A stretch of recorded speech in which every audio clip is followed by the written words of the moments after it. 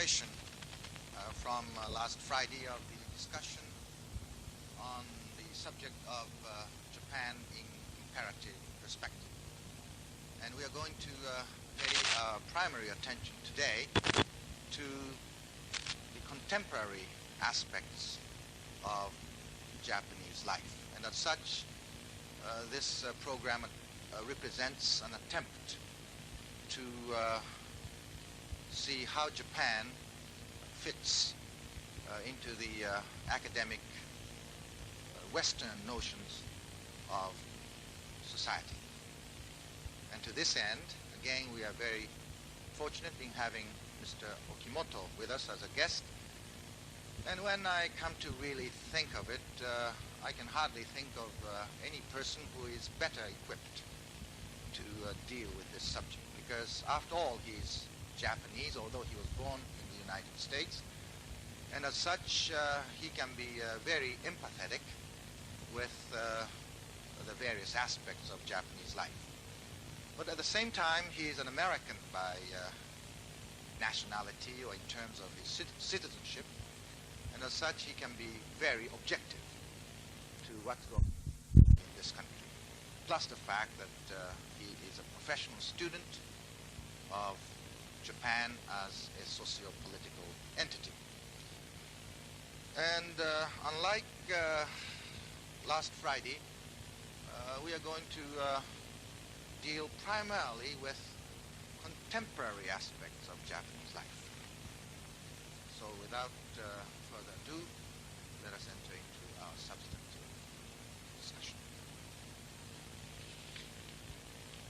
Incidentally, lest I forget, this is the format that we are going to follow in our discussion today.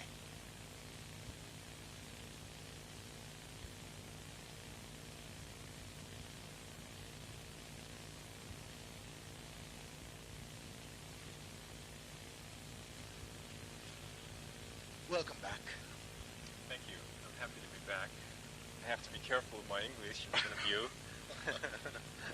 Well, whenever I have to have an interview like this on television, I feel as if I were an acrobat trying to walk on a tightrope without falling off the line.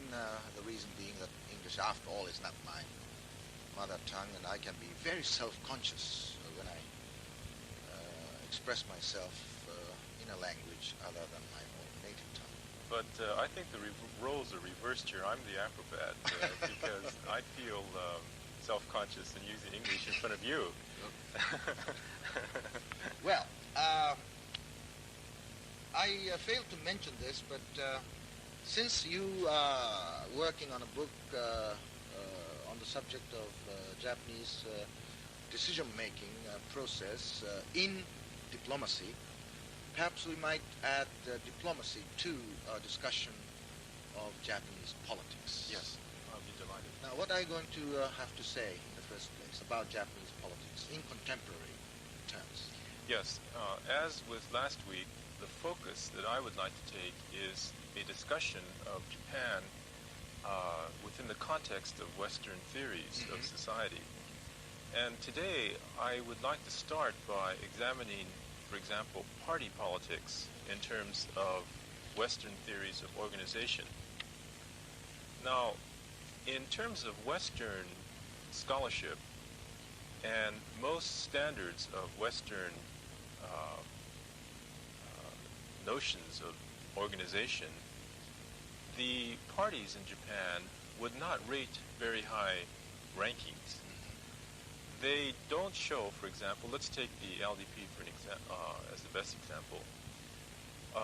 The LDP does not evidence signs of Emil Durkheim's notion of division of labor, which he felt to be the primary characteristic of modern organizations. Nor does it reveal how efficiency ought to be optimized in terms, for example, of the Scientific School of Management by F.W. Taylor.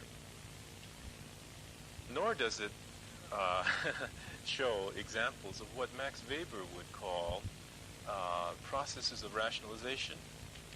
there aren't generalized principles, distillations of principles on the basis of which an organization is specialized, has what sociologists call functional differentiation, and it does not, the LDP does not have a set of intricate principles governing various contingencies, legalistic principles.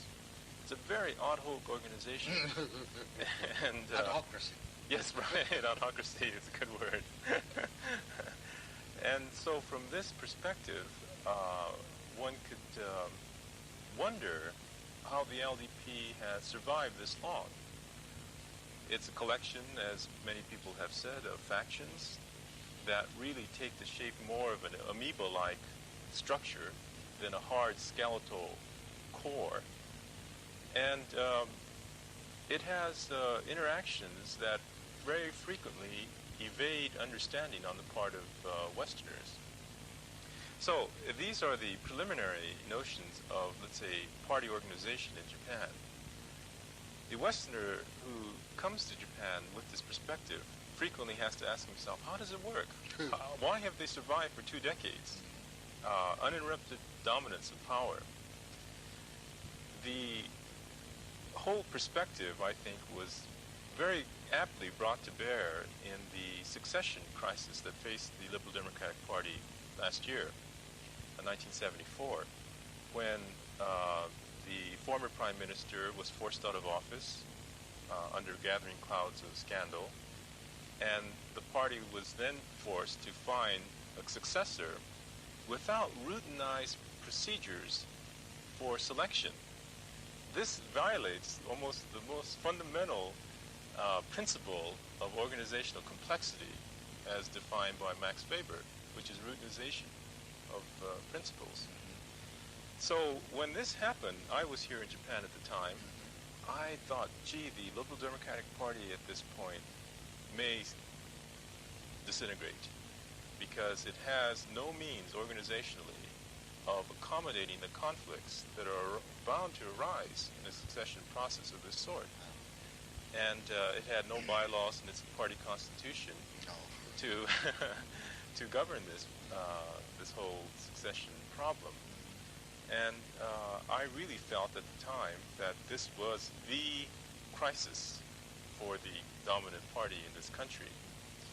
But surprisingly, due to the masterful orchestration of one party vice president, the party was able to avoid a disaster, and it came out of this crisis intact, which I never, frankly speaking, expected it to. I see. And I think it shows, this particular example shows, that an organization reliant upon ad hoc roles of a single individual who has the latitude to exercise individual ingenuity and self-defining roles in the process of the situation developing provides some organizations in Japan, for example, outside of the West, with the kind of flexibility and adaptability that in many cases, or at least in this last case, may produce results that are as satisfactory, if not more so, than organizations which have very intricate, modernized, so-called, rules and procedures of governance. And in this case, there are so many examples in the bureaucracies that I see as well, where the flexibility that's introduced as a result of ad hoc roles and the notion of consensus and harmony, these vague principles to a Westerner's eye, operating interactively, often produce decisions that are strikingly successful, I see. Yes, and effective. Now, I should like to raise 3 questions Yes. to you in connection with what you have just stated. In the Yes. first place, would you say that the ascendancy of Mr. Miki to the prime ministership premiership rather. Would you say that this particular incident has shown the resiliency of the Liberal Democratic Party as well as the resiliency of Japanese politics? I know it's a very tall order for you to answer this question, but I would like to invite your comments on this point. The second point is in connection with a statement attributed to Professor Chie Nakane in one of the interviews with an American weekly news magazine, in which she was quoted as having said that Japanese are without principles. She didn't say that the Japanese are unprincipled, but she said it very clearly that we do not have any principles to abide by. Now, I would like to invite your comments on this particular point as it relates to the Japanese political developments that you have just referred to. My third question is whether or not you, as a social scientist, an expert in Japanese affairs, are ready to or thinking of probing or exploring this labyrinth, so to speak, of the otherwise enigmatic Japanese socio-political scenes in an attempt to come up with some set of theories which might hold water, which might shed some light on the otherwise somewhat peculiar patterns of behavior and the way things get going, at least to the Western eye. These are three questions I would like you to answer. Yes, that's a tall order. Yes. Let me begin with the first. I think an answer to the first question about organizational resilience depends upon one's definition of resilience in this case. Now, I feel that in one sense, the succession crisis which produced Prime Minister Miki did represent, in some senses, limited senses, organizational resilience. This is because I approach the problem as an observer here in this country from the perspective really of Western organizational theory. And it surprised me that the Liberal Democratic Party could come up with a resolution to this problem utilizing values, utilizing practices, and vaguely defined roles, like a mediator's role, in very effective manners to produce what was a compromise candidate. In that sense, yes, it was resilience. In a more important sense, this notion of resilience implies, at the same time, problems of organization, deep problems, which show that the party organization, for example, in a larger sense, is racked with great problems. And in this sense, it is not resilience, but rather the reverse, which is indicated. Lack of resilience. That's right. Brittleness. Yes. Fragility. Fragility, yes, which is reflected in this particular episode. Now, as to your second question about Professor Nakane's comment, I really don't know what she meant here by the word principle. I think from a Westerner's view,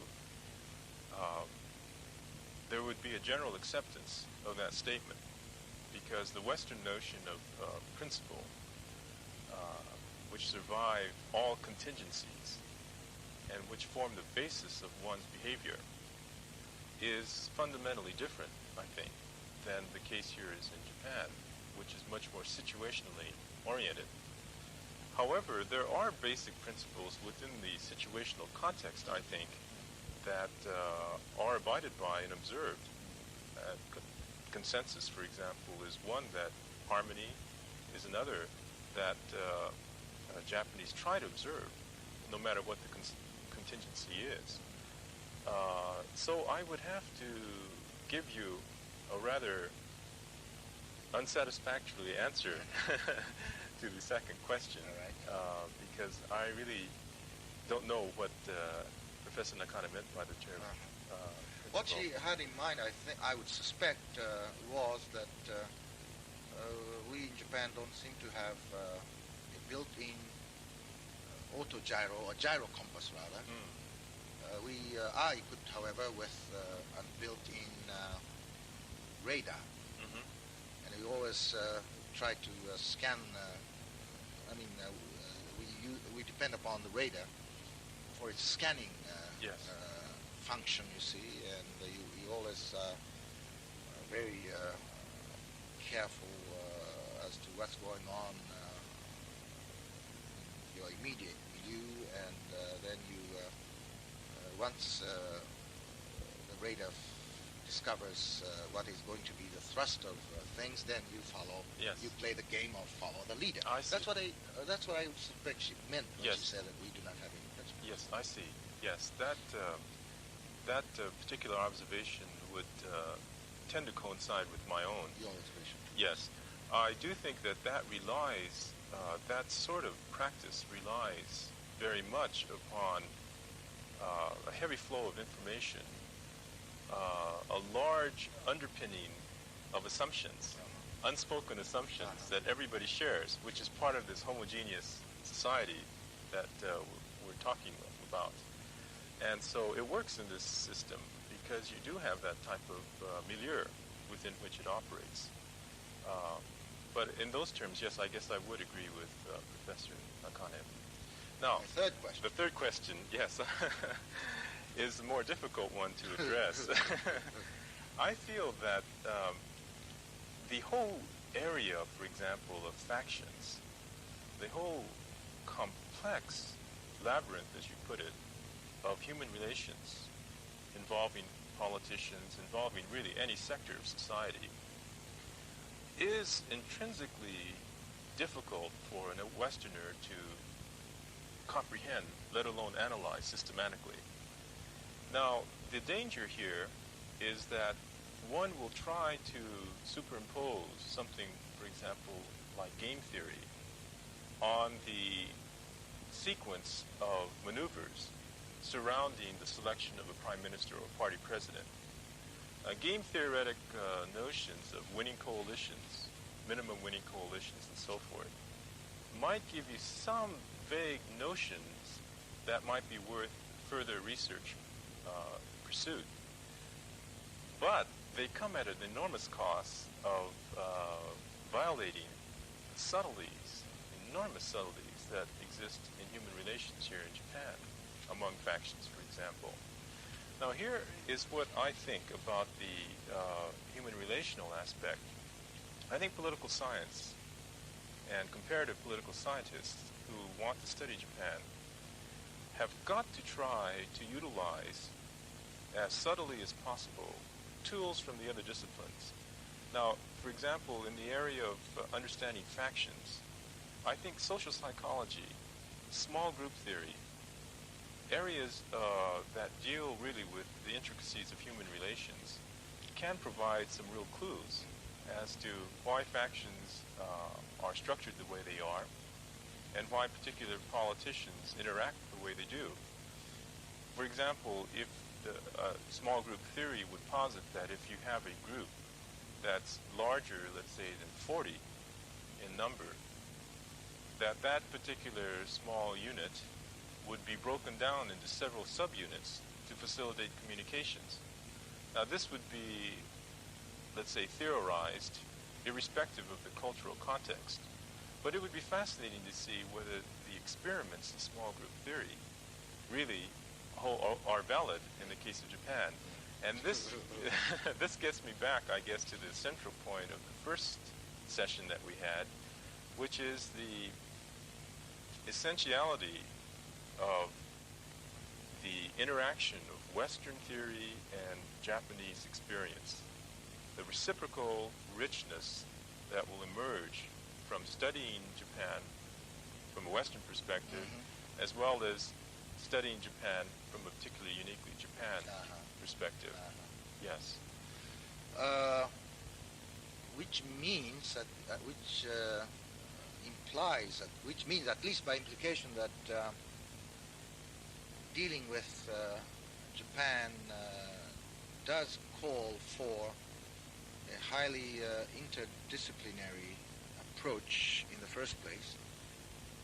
And by the same token, I suspect that it calls for at once subjective empathy and objective analysis at the same time. Yes. And thirdly, I would suspect that Japan, at least for the time being, will continue to remain an enigma to Westerners. Am I right? Yes, unfortunately, I think you are. I don't think there is a major country in the world today which is less understood abroad than Japan. And this has vast implications for Japan's foreign policy, for example. I'm in the process of studying foreign policy in Japan, and I am constantly struck by the fundamental need to explain Japan's position to other countries so that there would be no misunderstanding. Countries in Western Europe, the United States, so forth, really don't have the similar need. But Japan, for a variety of reasons, has this. And I would definitely agree that Japan is an enigma to Western countries. But to get back to your earlier points, yes, I would agree that an interdisciplinary approach to Japan is highly desirable, if not essential. And here I would suggest that a number of disciplines are important. I think that anybody studying Japan has to know a great deal about economics. I spent this past year rereading Paul Samuelson's book on economics to familiarize myself again with basic economic concepts. I don't think it's really possible to comprehend the subtleties of what goes on in this country without an understanding of economics domestically and internationally. I see. So that's one example, but social psychology, history, sociology, all of these areas, language, linguistics, I think this is an area of growing interest and importance that hasn't been utilized by students of Japan, which will give us insights into Japanese society and Japanese behavior. Perhaps we can discuss a little bit of the language aspects, Go ahead. since this is really borders on the specialty of yours. In any study of Japan, and political science in particular, students in the West are being trained more and more to have a firm grounding in the discipline and interdisciplines.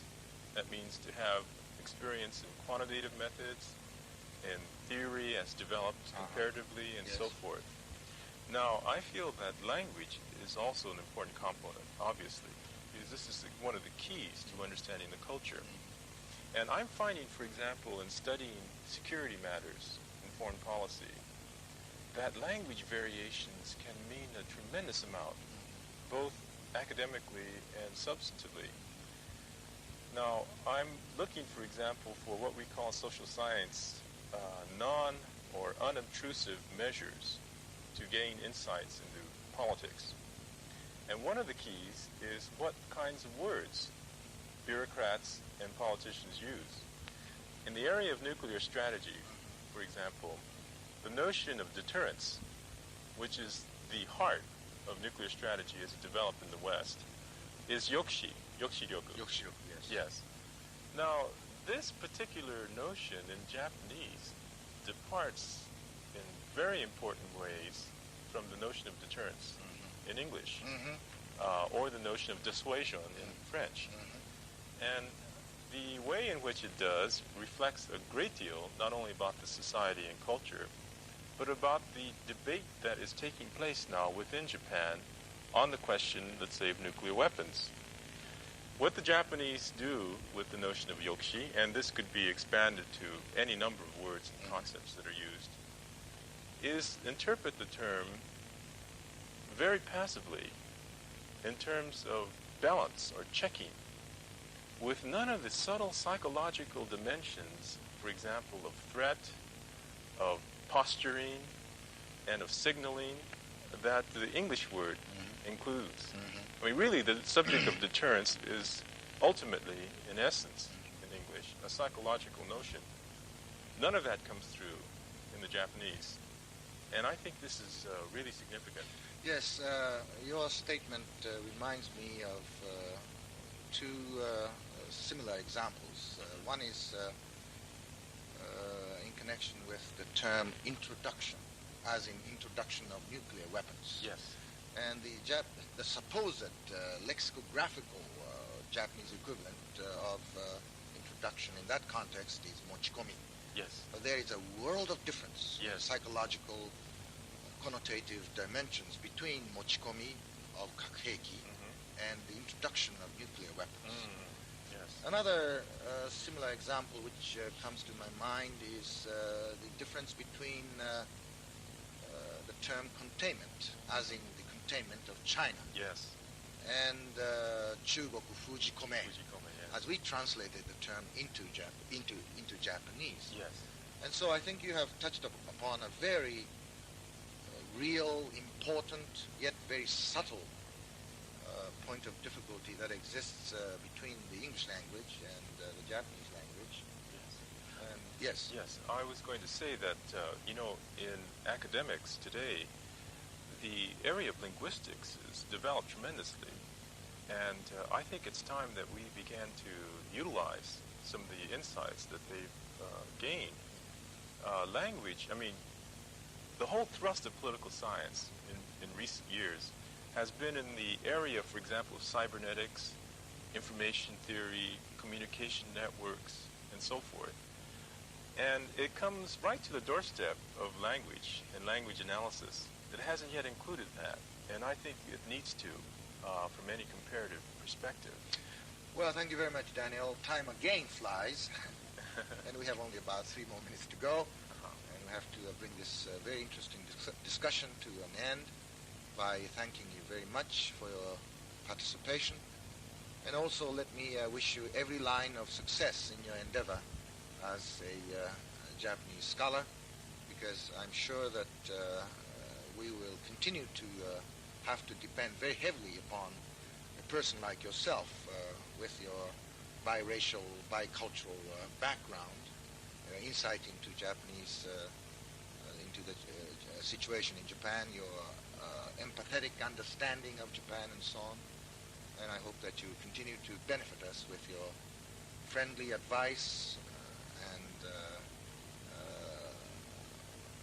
penetrating insight into the workings of Japanese society. Thanks a lot. Oh, thank you very much.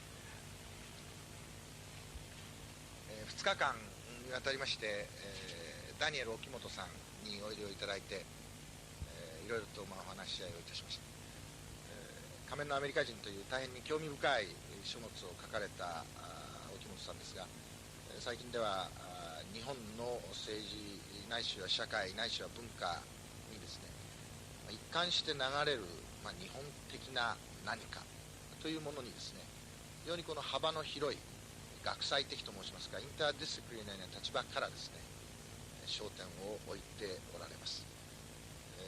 1942年の生まれですから、まだ非常にお若いわけですけれども、どうもとかく日本というものがですね、卑俗なレベルにおいても、あるいはまた学問のレベルにおいてもですね、なかなか外の人に理解されにくい面がある。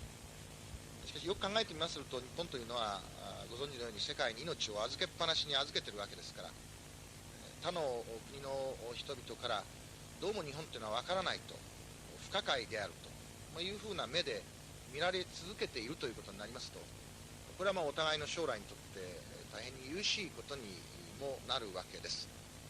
その意味において、沖本さんのようなですね、日系米人というお立場で、もちろん国籍はアメリカの人、しかし彼の中に流れる血は日本人の血であるというようなですね、非常にユニークな立場から、しかも専門的に日本を広い立場から研究してこられた方にですね、今後とも一つ日本を説明する上の非常に大きな役割を果たしていただくことによって、我々の生きる道をですね、少しでも容易なものにしてほしい、こう願った